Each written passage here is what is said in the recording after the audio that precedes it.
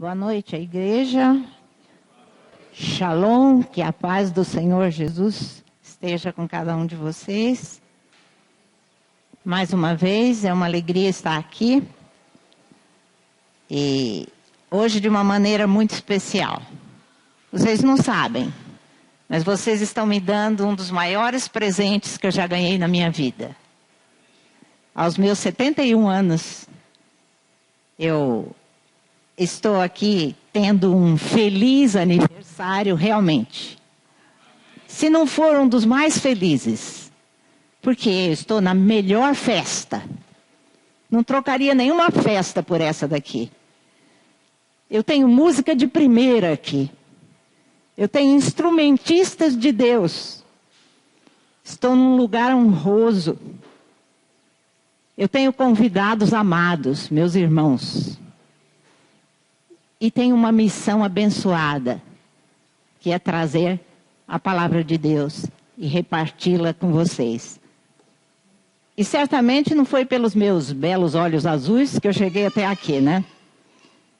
Apesar de mim, a graça de Deus me trouxe até esse púlpito no dia de hoje. E como? Nos meus 71 anos, renovando sua misericórdia pelas minhas 26 mil manhãs que eu vivi. Ele não falhou numa. Então é uma alegria imensa. Vocês conhecem um amor maior do que esse? Nós falamos agora do amor de Deus. Vocês conhecem um presente maior do que esse? Então o privilégio é maravilhoso. Muito obrigada, meus irmãos. Muito obrigada, Igreja de Deus, que está aqui presente hoje, né? Bom, mas o tema do mês não é meu aniversário, não, né? O tema do mês é independência ou morte. E o dessa semana, especialmente, é sobre o conhecimento. O conhecimento pode trazer independência ou ele traz morte? O que será? Nós vamos falar sobre isso hoje. E sobre o grito de independência ou morte de Pedro I, nós vamos falar também um pouquinho. Mas eu quero falar mais do lado positivo. Em vez de independência ou morte, nós vamos falar o contrário. Nós vamos falar dependência e vida. Só para contrariar. Opa, isso é nome de pagode, não é? Não, desculpa. Para fazer o contrário, em vez de falar independência ou morte, nós vamos falar de dependência e vida. A dependência total de Deus resulta em vida e vida abundante. Eu descobri isso. Descobri isso lá em Araguacema, no ano de 69, quando a maioria de vocês não era nascido. Mas eu e o irmão Estevão éramos. E lá o povo tinha dependência total de Deus. Eles dependiam do rio, da natureza, para viver. E lá não havia médicos na época. Não havia remédios, o transporte de lá básico era canoa, tinha 2 jipes lá, um da missão, que era do pastor, e um outro jipe do padre. Me disseram que no ano anterior que eu cheguei lá, os 2 bateram de frente, não sei se, só tinha esses 2 carros. Então eles dependiam totalmente de Deus, os recursos eram parcos, pouquíssimos, né? Sem luz, sem água, sem banheiro. E sem remédios, sem médicos, e eles tinham uma dependência total de Deus e uma fé em Deus. Eles falavam como se fosse acontecer mesmo. Eles experimentavam a vida, Deus trabalhando na vida deles pessoalmente, né? E eu vi na simplicidade daquele povo a dependência de Deus. Parece que nas cidades grandes, aqui em Sertãozinho principalmente, que o dinheiro corre solto, né? Onde há muita comodidade, onde há riqueza, né? Por aqui, uma das cidades mais ricas do interior de São Paulo. Quem precisa de Deus? É isso que o povo aí pensa, aí fora, né? Não quero dependência de Deus. Eu posso conseguir tudo com o meu trabalho, né? Eu posso conseguir minha própria independência. Para que ficar dependente de Deus? E naquele lugar, a dependência era total e absoluta. E eu aprendi lá, muitas vezes, esperar e depender de Deus. e Ele nunca me falhou. No entanto, todos lutam por independência. Isso é normal. E é bom, né? A gente atingir a nossa independência financeira, ser o dono do seu nariz, ser o próprio patrão, né? Nós temos alguns empresários aqui, né? O pastor Tino lá, e tem outros também que são patrões de si próprios, né? Não tem ninguém acima dele. É muito bom alcançar a independência financeira, a independência profissional, a capacitação para ocupar bons cargos, né? Hoje em dia tem falta de capacitação para ocupar cargos. Às vezes tem trabalhos, ofertas de trabalho, e não tem gente qualificada, né? Então, o conhecimento também traz isso, né? A independência. E a independência pessoal, né? De constituir uma família, de se casar, de comprar a casa própria, que ainda é o sonho brasileiro, né? Tudo isso, então, é possível, através do conhecimento, se conseguir independência. Ainda existe a independência legal, né? Ou cidadania, né? Que dá direito ao voto, a maioridade, dirigir carro, tirar carteira de motorista. Tudo isso é independência, né? E é muito ruim depender de alguém, né? Quando a gente precisa depender de alguém, né? Eu dependo de alguém, eu agradeço muito a Deus pelo conhecimento que eu adquiri, pouquinho, mas adquiri desde os primeiros passos no Evangelho, com o pastor Glenn e a dona Luísa, e outros mestres e professores que eu tive no Instituto Bíblico, na faculdade, que me ensinavam, que me transmitiam conhecimento de Deus. E eu me arrependo muito daquilo que eu não aprendi. Muitas coisas eu não aprendi. Eu não aprendi a dirigir. E hoje eu preciso viver de carona, às vezes, né? É bom que estou andando bastante, perdi uns 10 quilos, isso foi ótimo. Mas não tenho autonomia ou independência de dizer, eu vou lá e pego um carro, ou ajudar, às vezes eu poderia ajudar tanta gente, né? Levar num lugar, levar no outro, não posso, porque não aprendi a dirigir. E muitas outras coisas que eu não aprendi também eu me arrependo. Mas daqueles pequenos versículos que eu decorei quando criança, esses são pérolas para mim, são bênçãos. Porque hoje eu tento decorar e é muito mais difícil, acreditem nisso. É muito mais difícil decorar trechos da Bíblia agora do que quando eu era criança, né? Então, eu me arrependo de muitas coisas que eu não consegui aprender, né? Mas eu também ansiava pela minha independência. Eu ansiei pelos meus 18 anos. Os meus 18 anos. A minha formatura. Meu primeiro emprego. Foi muito bom. Primeiro e último, porque eu não saí nunca dele. O primeiro namorado. O casamento. E todas essas realizações que eu alcancei não me deram ainda a paz que eu procurava.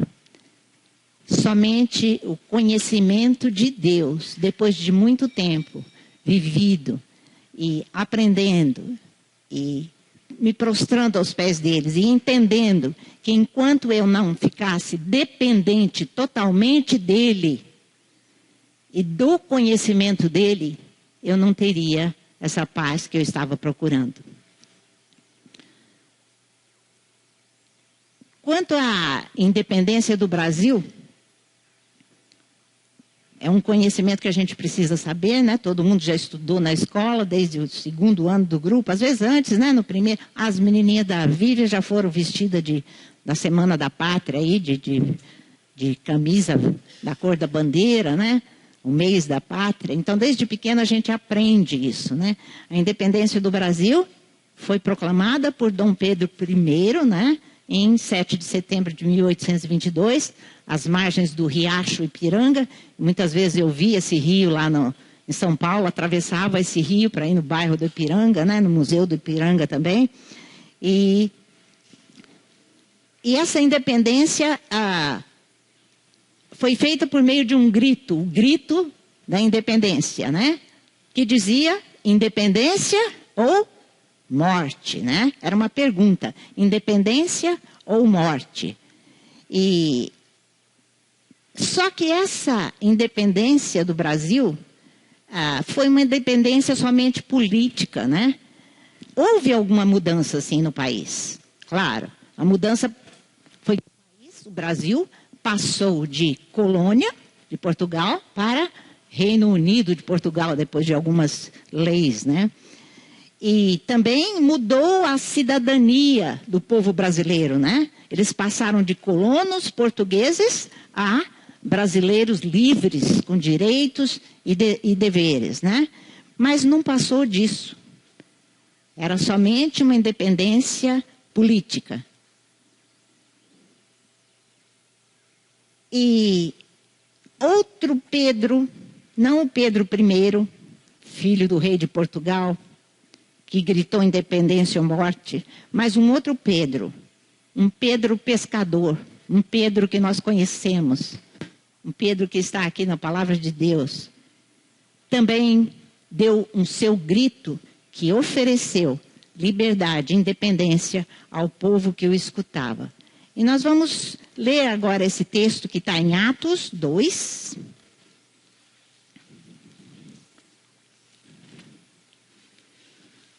O grito de independência de Pedro pescador, não de Pedro o imperador. Atos capítulo 2, começando com o verso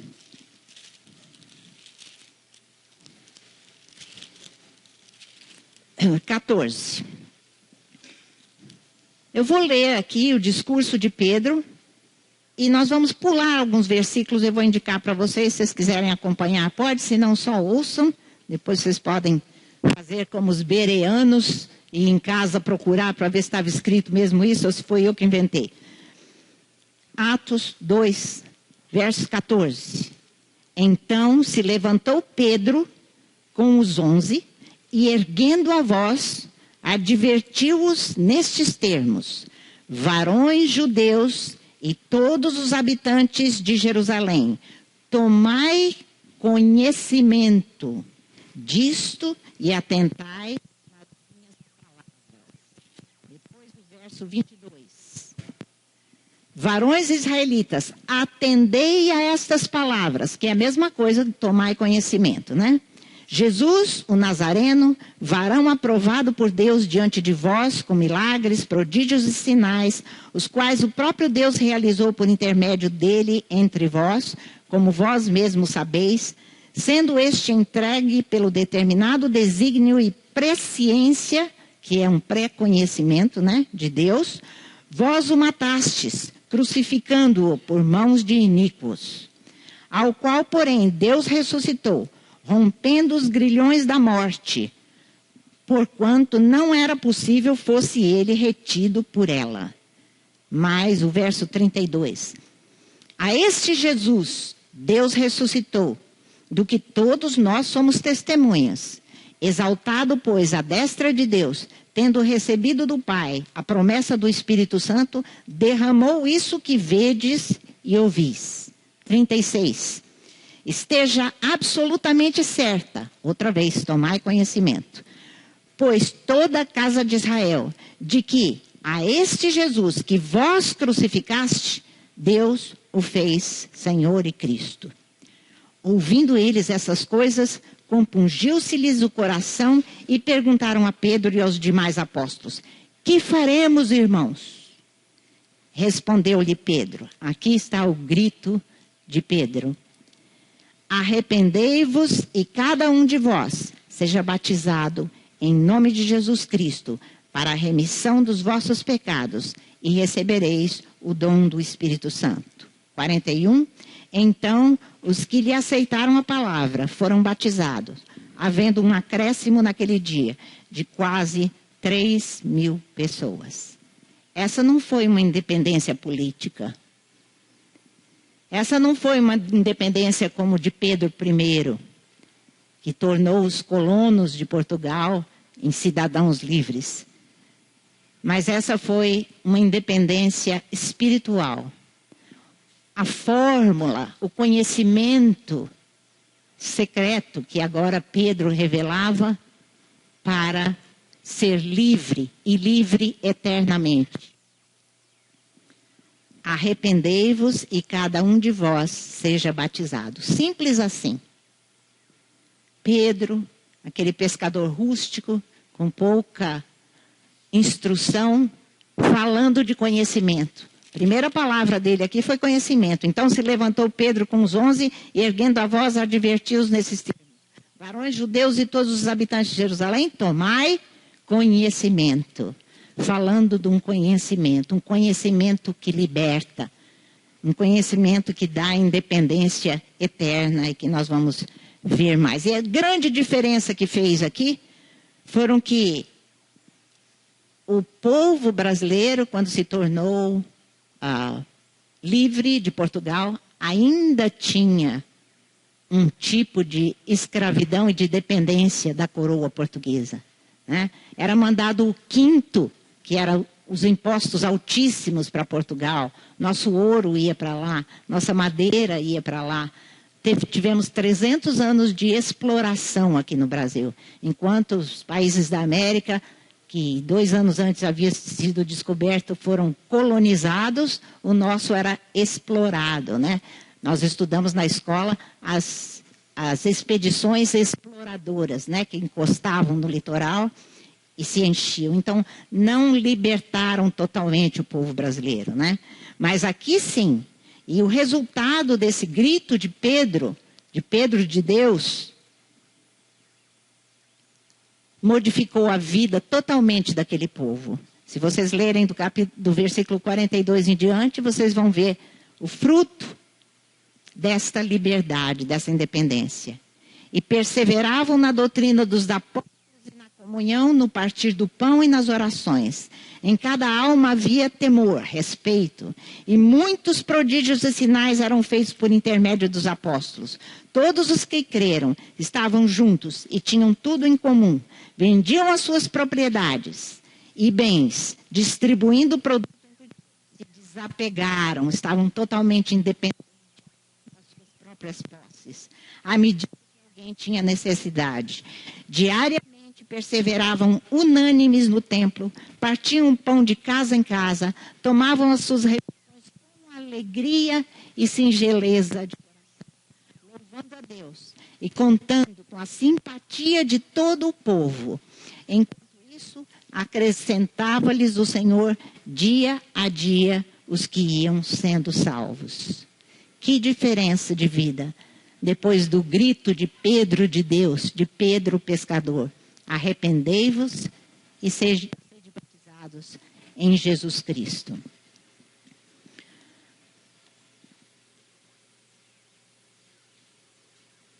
Mas será que o conhecimento do mundo, conhecimento acadêmico,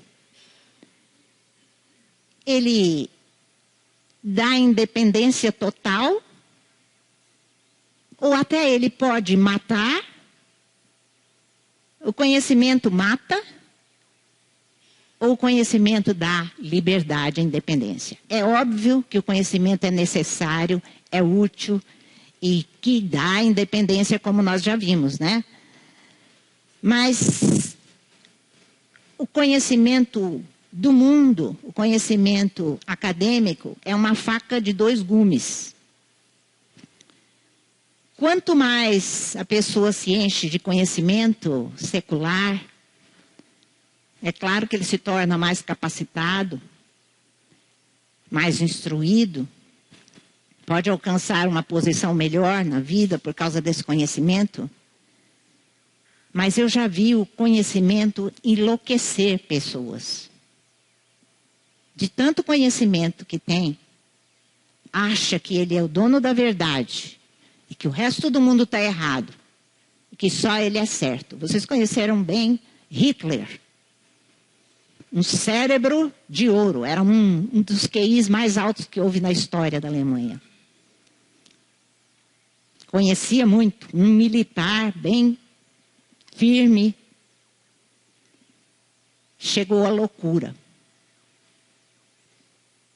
E fez aquele sacrifício tremendo entre os judeus. Festo, uma vez, na Bíblia, achou que Paulo tinha ficado louco pelas muitas letras que ele tinha, né? Falou para Paulo, Paulo, você está falando essas coisas aí sobre esse Jesus? Você está louco.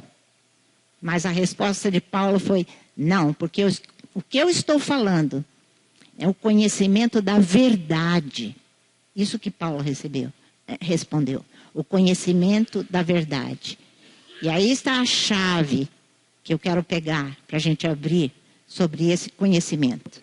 Mas antes disso, ainda quero dizer que o conhecimento secular pode levar também ao ceticismo, à descrença, à incredulidade, porque tudo tem que ser provado pela lógica do A mais B dá AB. E a fé e o conhecimento de Deus não tem lógica. A fé é ilógica. Não é explicável. É simplesmente aceita e praticada. Ou você crê ou você não crê. E é aí que chega o conhecimento do ateísmo, que a pessoa não crê em Deus. Por quê? Deus se torna um mito inexplicável pelo conhecimento humano. Conhecimento também pode afastar de Deus, porque a pessoa, através do próprio conhecimento, consegue tantas coisas que ele passa a ser considerado por aquilo que ele conseguiu através do seu conhecimento, mais do que aquilo que ele é por causa do seu conhecimento. Então, ele se apega ao materialismo. Ah, eu consegui tudo isso com o meu trabalho, com o meu esforço, com o meu estudo, com o meu conhecimento. Esquecendo totalmente de Deus.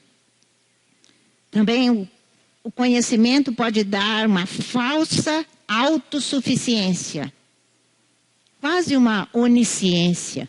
Isso é, colocar-se no lugar de Deus. Achar que sabe tudo.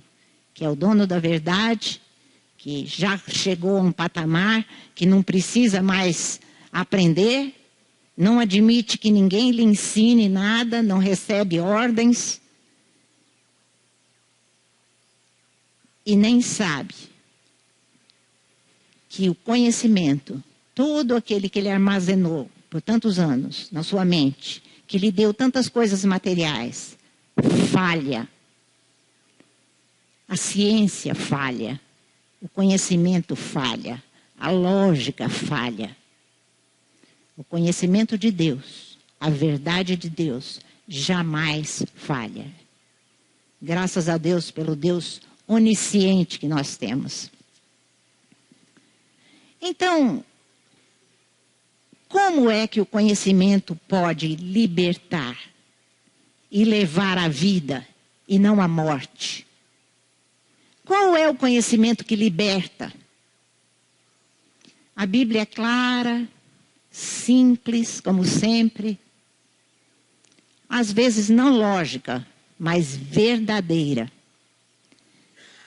Em João 8, 31 e 32, diz assim: disse, pois, Jesus, não sou eu não, é Jesus, aos judeus que haviam crido nele: se vós permanecerdes na minha palavra, sois verdadeiramente meus discípulos, e conhecereis a verdade, e a verdade vos libertará.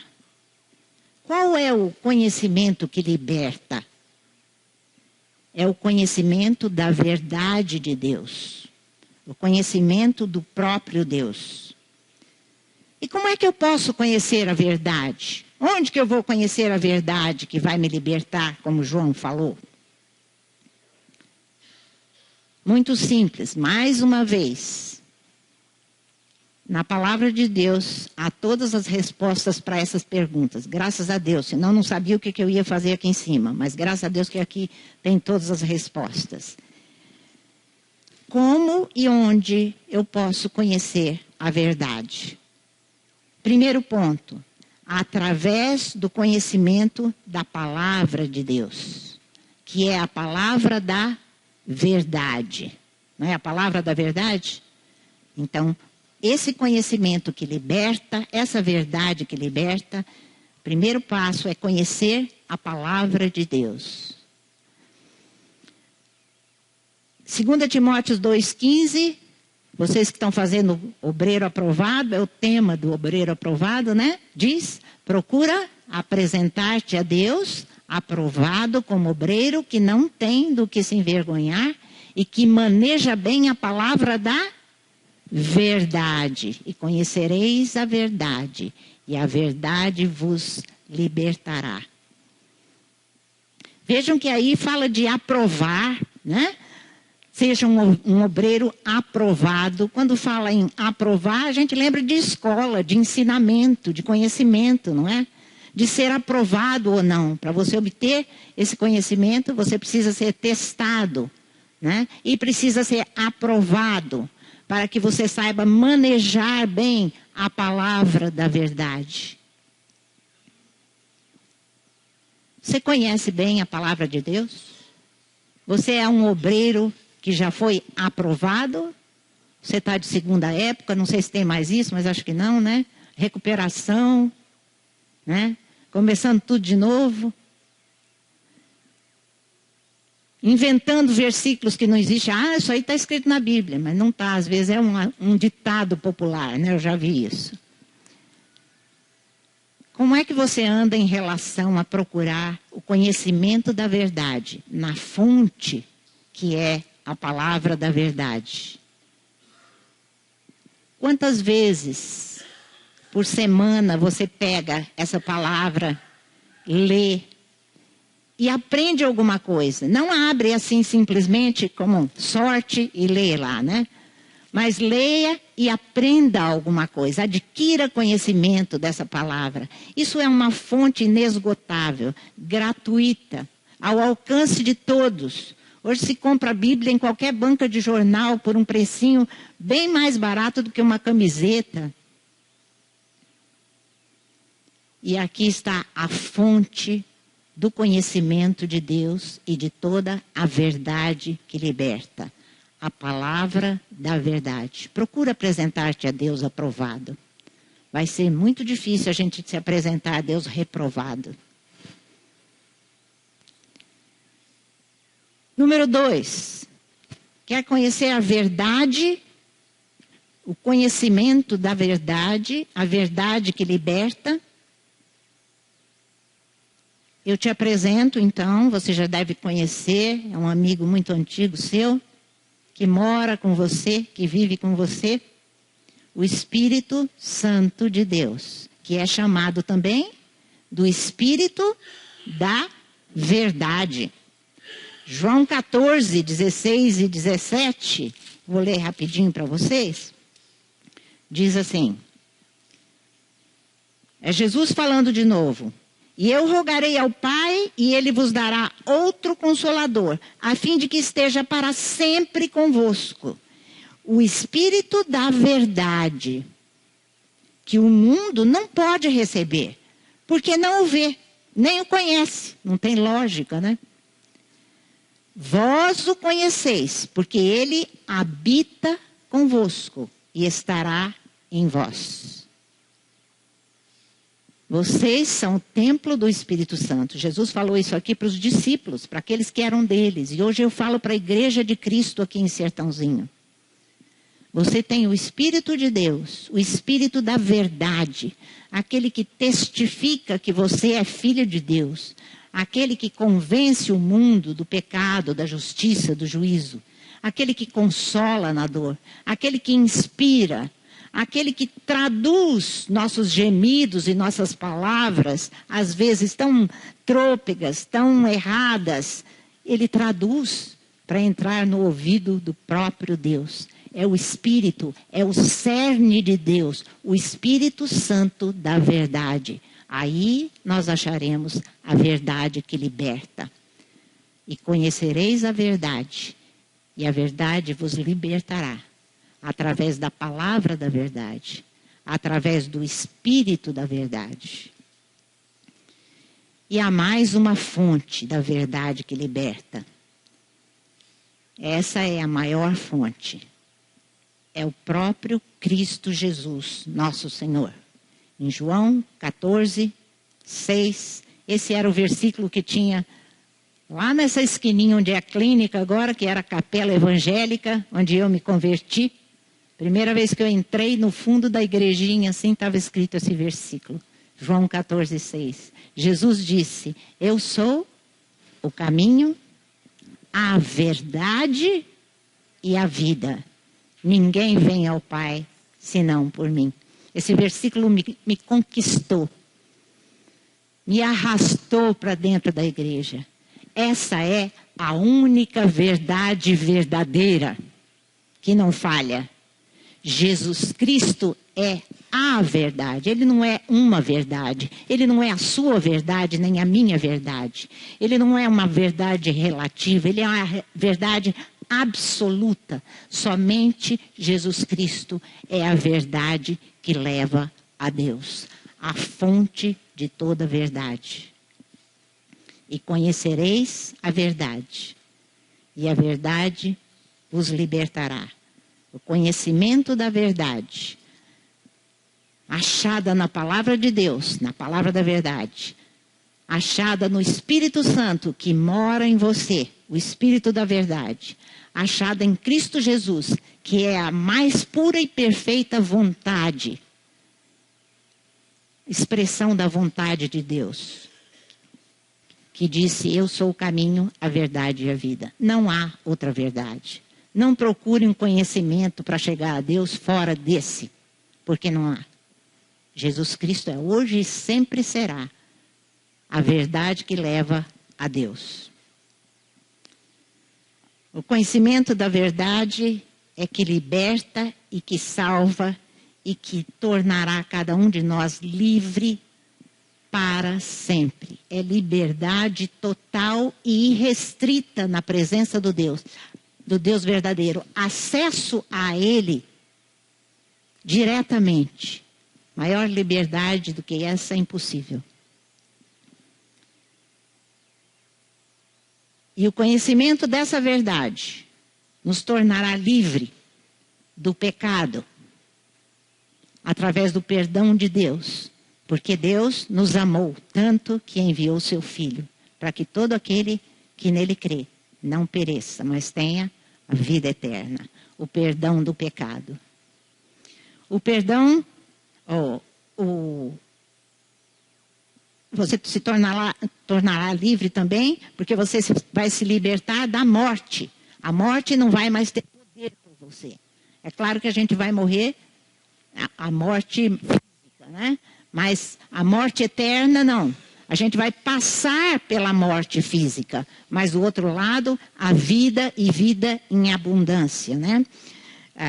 Através da ressurreição de Cristo, eu posso garantir isso para você. O túmulo dele estava vazio. Por quê? Ele venceu a morte. E eu pergunto agora, onde está a morte, o teu aguilhão? Onde? A vitória foi do Senhor Jesus. E porque Ele vive, eu viverei eternamente. Também esta verdade nos liberta da culpa, por causa da expiação de Jesus Cristo na cruz do Calvário. Não foi por sangue de cordeiros nem de bodes que nós fomos salvos, mas pelo sangue do Filho de Deus, que olhou para um ladrão cheio de culpa e de pecado e disse para ele: hoje mesmo tu estarás comigo no paraíso. A libertação total e irrestrita. E o livra também da condenação, porque a Bíblia diz que nenhuma condenação há para aqueles que estão em Cristo Jesus.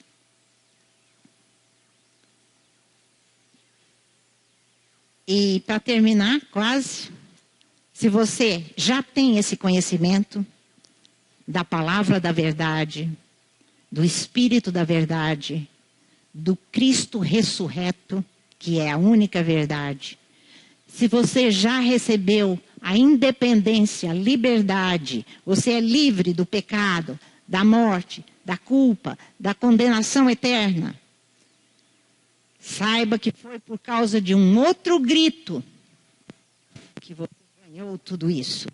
Não o grito de Pedro I, independência ou morte.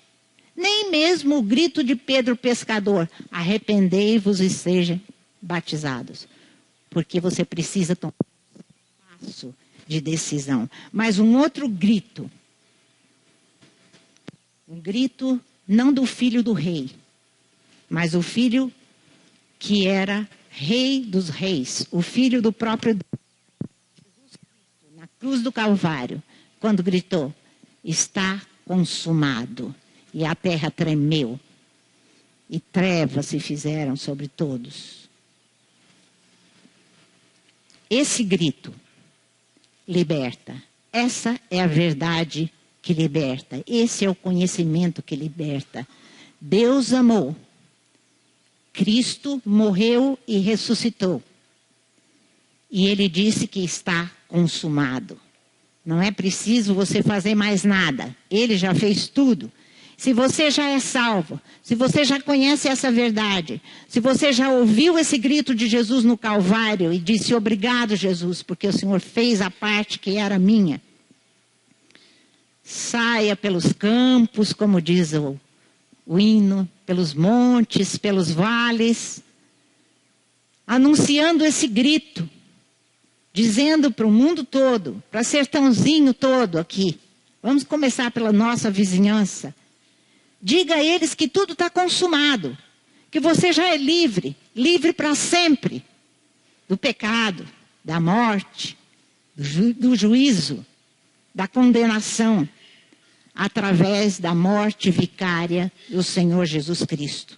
Grite a plenos pulmões, como Pedro se levantou e disse arrependei-vos, como Pedro I se levantou e disse independência ou morte. Mostre que a obra de Deus para a libertação total está consumada em Cristo Jesus. Escolha a vida em vez da morte. Escolha a dependência de Deus em vez da independência própria. Quanto a mim, eu ainda tenho algumas escolhas para fazer. Aos 71 anos, eu ainda posso escolher envelhecer em Cristo, morrer por Cristo, viver eternamente com Cristo. E eu quero ler ainda um pequeno poema que eu fiz há muitos anos atrás para ensinar meus alunos, através da poesia, a história do Brasil, que diz assim: independência pela morte.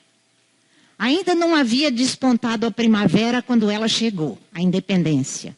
Saiu em forma de grito, de desabafo, de esperança, do peito de uma terra em busca da liberdade.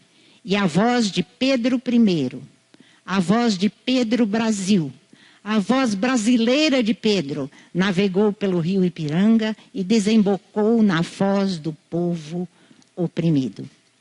O som das palavras opostas, oponentes, paradoxas, independência ou morte, alcançaram a vida de milhares de colonos de Portugal, transformando-os em cidadãos brasileiros livres, com direitos e deveres a cumprir, agora com a alegria da liberdade e da autonomia. E o Brasil fez-se livre a 7 de setembro de 1822. Aquelas mesmas palavras ainda ecoam hoje pelas plagas brasileiras, agora brotando do peito do coração de homens de Deus, dos Pedros de Deus, tentando traduzir a mensagem do primeiro Pedro para os corações opressos dos brasileiros que ainda colônios de Satanás, a fim de transformá-los em cidadãos livres dos céus. Independência pela morte vicária do Senhor Jesus. Essa é a minha mensagem para ti hoje, meu Brasil. Amém.